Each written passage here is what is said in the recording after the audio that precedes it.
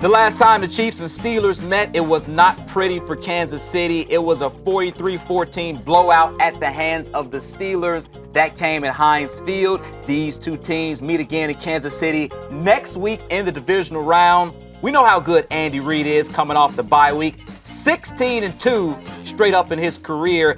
B-Mac, obviously the Chiefs had a first-round bye. How much will that extra prep help Kansas City when they try to get some revenge against the Steelers? Of course, extra prep is always a good thing. You get an opportunity of preparing a little longer than a team you will be playing based on that opposing team playing the week before.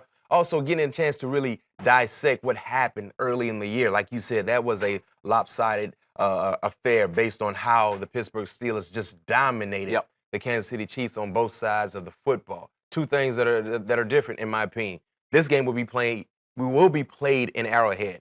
And also, that stat you just hit on, the success of Andy Reid coming off of a bye week, that's very, very important. Not necessarily saying because of a bye week he will win this ball game, but I think Andy Reid and his staff, they do a tremendous job when they have extra time to prep and get prepared for an upcoming game. These guys are very, very successful.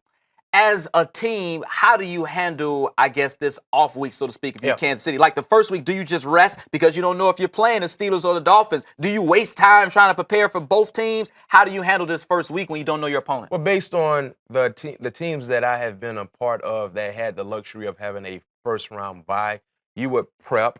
You would go about your business as far as emphasizing team strategies to get better as a team. But also, you would also game plan against whatever opponent you potentially could see.